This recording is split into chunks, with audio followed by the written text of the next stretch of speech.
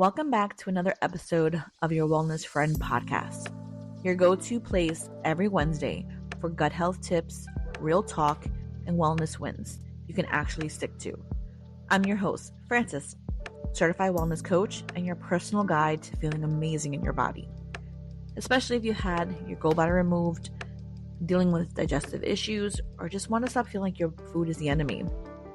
If this show has helped you in any way, would you do me a quick favor? Leave me a review on Apple Podcasts or Spotify. It helps more women like you find this show and start feeling better, faster. And if you're ready to take the next step, head over to my website to learn more about working with me one-on-one. Let's grab your matcha and let's dive in. Hello, ladies. Welcome to your Wellness Friend podcast. Thank you for joining for this episode. I wasn't actually going to record this episode because I'm trying to schedule kind of a set day per week that I record at least 2 episodes so I can have them already edited and ready to be posted with enough time, because consistency, no matter what you do in your life, is where you're going to be able to get the most success. So now I'm getting a little bit more comfortable. We already are in our 6th episode. So I feel like I'm getting a little bit more comfortable with this layout and kind of really finding things to speak about and just kind of really being really authentic. And I'm really enjoying my time right now. So today's Monday, like I said, and I choose Mondays or Sundays depending on how my daytime 9-to-5 job allows. And I usually pick that day to just kind of stay at home, clean, do a reset for the week.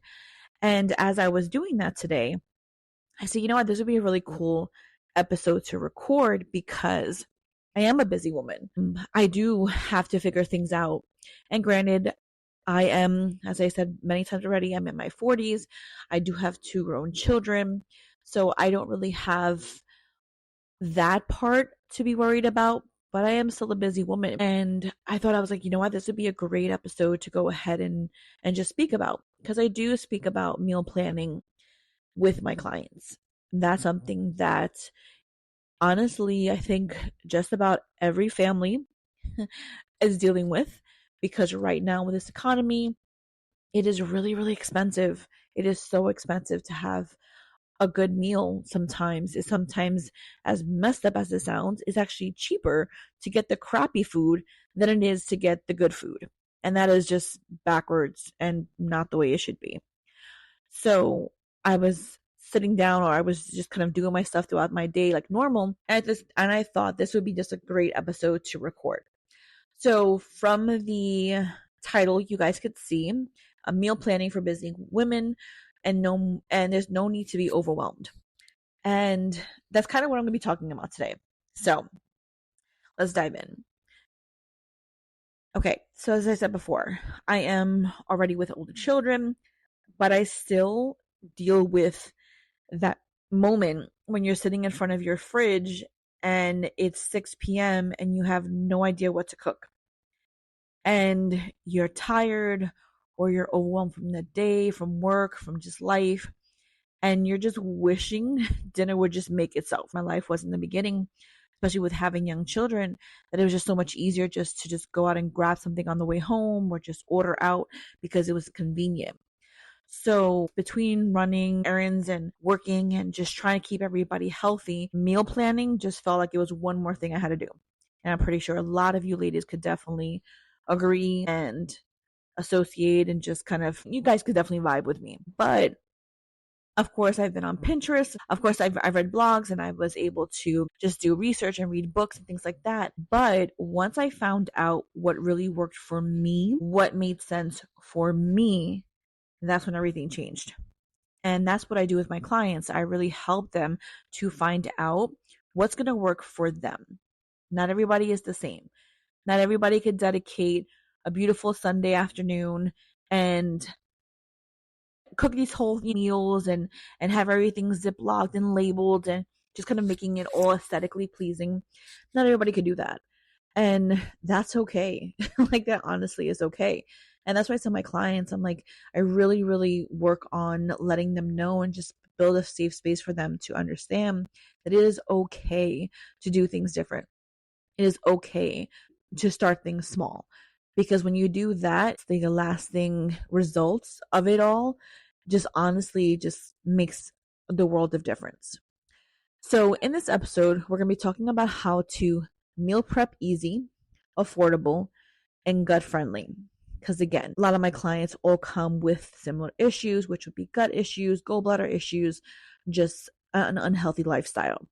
So I kind of help them to figure out, even with their busy schedules, that they can still feed their family and honestly do it still easy and affordable. My goal with this episode is to leave you with some real life tips that you can use this week to simplify meal plans and feel good in your body. So what I tell my clients is that meal planning shouldn't feel so overwhelming. So decision fatigue is real. I tell my clients that all the time. Decision fatigue is real. And again, with my research, because I love to research, the average woman makes over 200 food related decisions per day. Think about that. 200. You get up in the morning, you decide what you're going to have for breakfast. You decide what your kids are going to have for breakfast. You go ahead, you decide what your dog's going to have for breakfast. Then by the time you get to work, you decide, do I want a coffee? Do I want a matcha? Do I want to get some juice?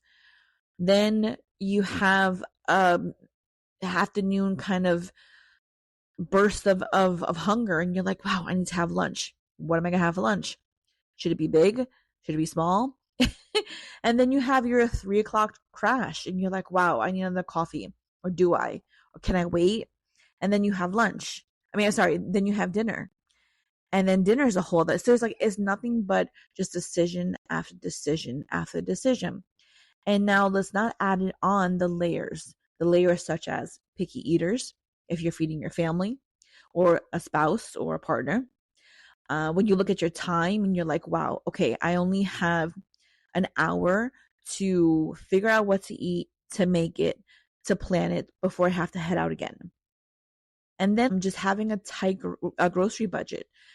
A lot of the times right now, and that's something that was definitely something I had to really work on for myself personally and my family, and that was to find out budget friendly things. And then of course you have recipe burnout. To be honest, there's so many different recipes. You go on TikTok, you go on Instagram, you go on Pinterest, you go on blogs, you watch a YouTube. There's so many recipes out there that sometimes you can get just honestly overwhelmed. But as I tell my clients, if you do a little bit of prep up front, you can save hours. You can reduce some stress, and you could actually enjoy your meals again. I know it's crazy, but it happens.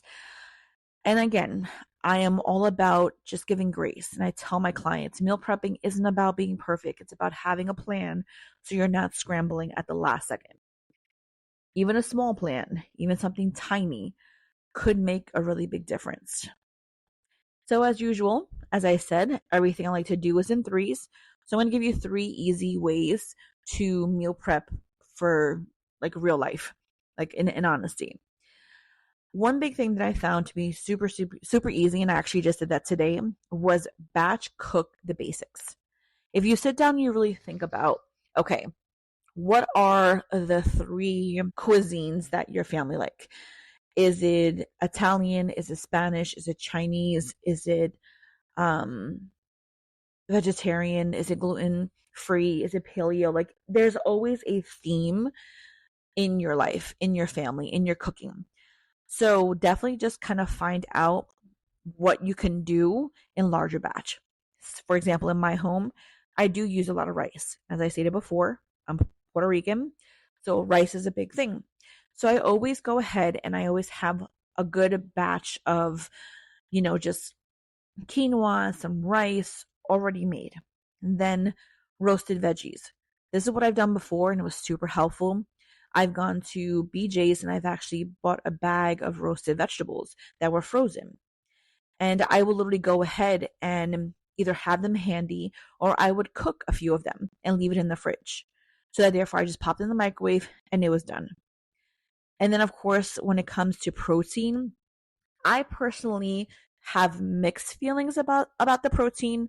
Like, for example, anything like red meat, I definitely will not cook in batches, but I would cook ground meat, for example, or I would cook chicken, and I would have a day or two of those things made, just so that it made it a little bit easier. I could just pull it out the fridge, pop it together, and make a quick like mix and match of everything. That would be like a day by day. I always do like 2 or 3 days. In regards to batch cooking, I don't do anything for a week long. Me personally, I don't like things to get soggy and gross. And then, of course, a big thing that I actually told my clients, and this was something that I really changed when I started in the beginning of my journey, was I got rid of all my plastic. I don't have any plastic containers. I don't have any plastic jars. I don't have any plastic utensils.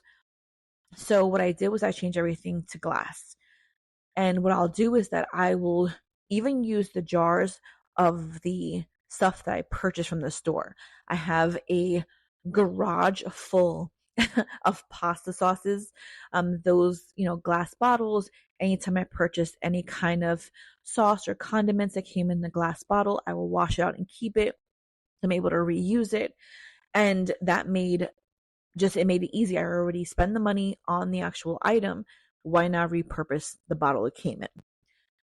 So that was something that was really helpful for me, and it just started me off, just like I said, baby steps.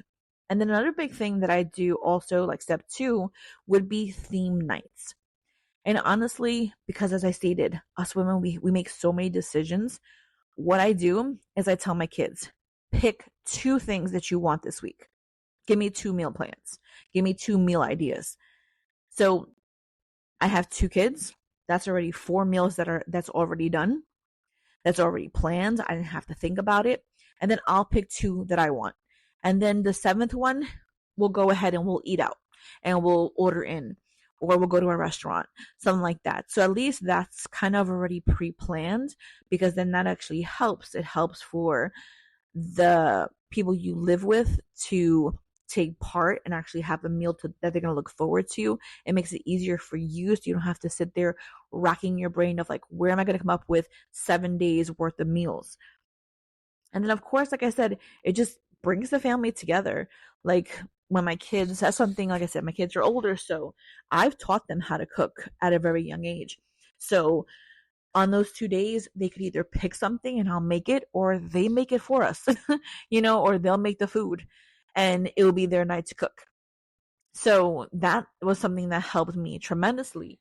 And it doesn't even have to be grown children. Like you can even ask your young children, and you can ask them what they want. And that would actually be a really, really big help. The third thing that I found to be really helpful was making freezer-friendly meals. Now, I know it sounds weird, but what I would do is I found on Pinterest mostly really good stuff that you could put together in a Ziploc bag to make a meal.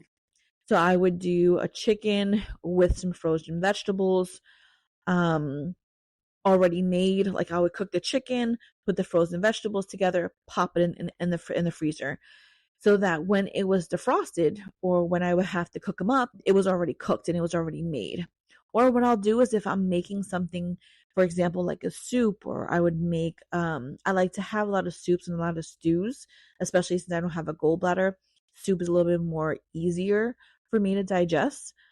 I would literally make a large batch. So if I'm doing pulled pork or I'm doing pulled chicken, a shredded chicken, excuse me, that literally would be something that I would do just so that I can make sure that I am taking care of my future self.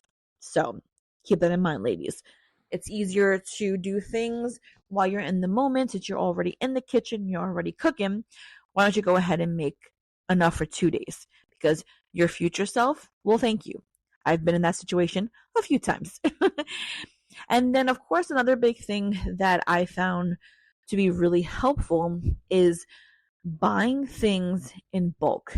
So, to be 1,000% honest, even though I have older children, but just in general, buying things in bulk, when you break it down to a per meal, if you take that 13, 14 bucks that you're paying for, a bag of brown rice, and you break that down per servings, it saves you money.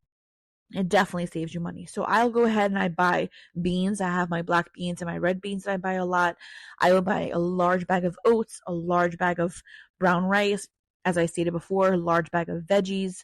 I buy a large bag of just nuts and like mixed nuts. So things I would buy in larger quantities and then divide them. When you break it down in costs, you're actually saving so much more.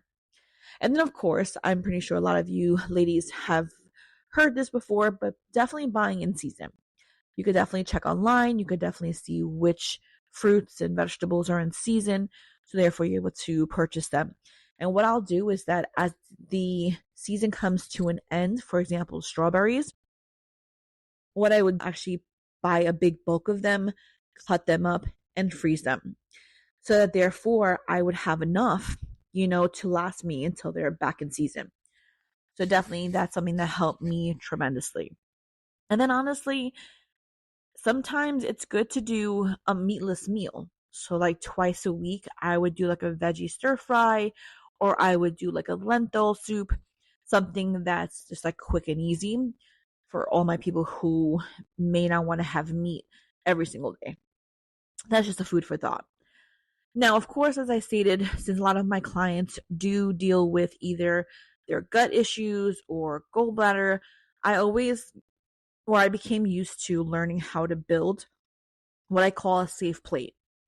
Now, a safe plate would, of course, have four things. It would always have a protein, so meat, beans, eggs, chicken, a healthy fat, avocado, olive oil that I use for my salads, a fiber-rich carb, so sweet potatoes, brown rice, cooked veggies, and then of course I would flavor them with herbs and spices.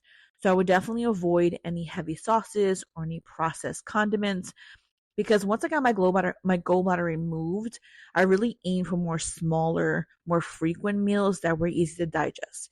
Like I said, I really learned to love soups, steamed veggies, and smoothies.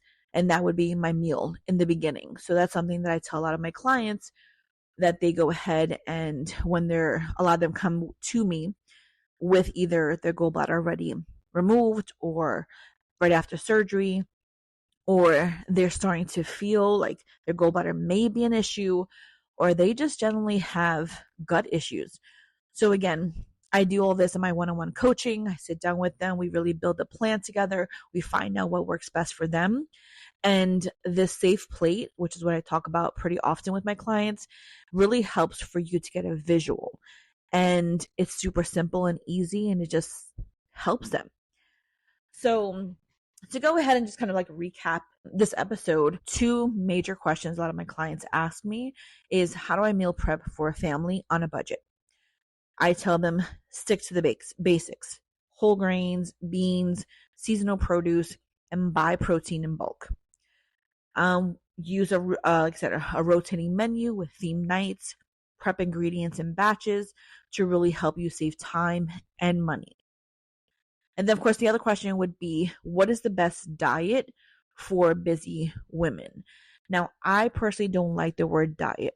I personally prefer the lifestyle, because a diet, when you hear it, it's something that's short term. It's something you're doing just for a quick fix. It's something you're just doing to get it over with.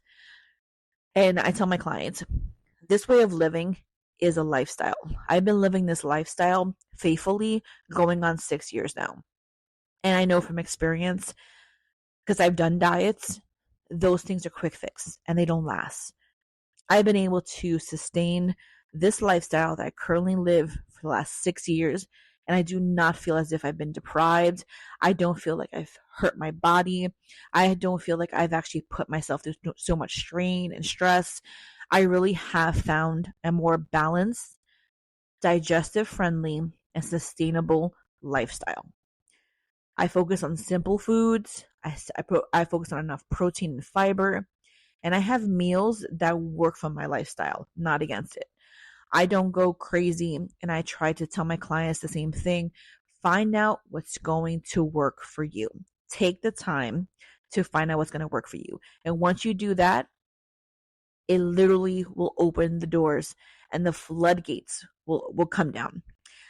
So I tell the clients, yes, everything, it would be super cute to have everything very Pinterest worthy, to have your fridge cute and prep and everything lined up and everything in the same containers, because your girl here, she loves Pinterest. If you don't follow me, definitely follow me on Pinterest. It will be underneath Harmonized Wellness. That is the name of my company, and that's the name of my actual one-on-one coaching company. It's called Harmonized Wellness, and I love Pinterest. I will be on Pinterest all day, every day, for hours if I was able to. But I tell my clients, you can work towards a Pinterest-worthy fridge for meal preps, but you just need a system in your life. You just need to start small. As I said again, one theme night, one batch cook item, one time a week. That's all you need.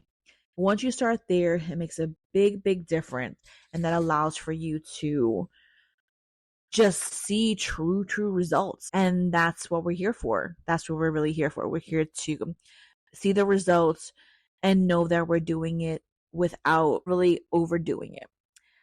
Thank you so much for hanging around. Thank you for listening. Definitely want to go ahead and encourage you to stop by my website.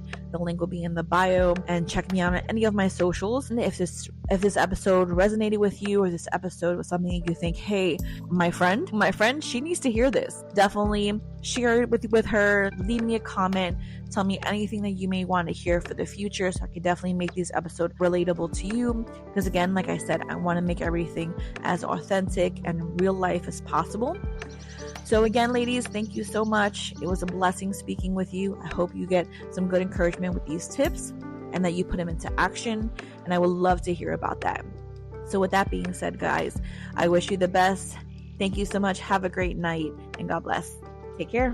Bye.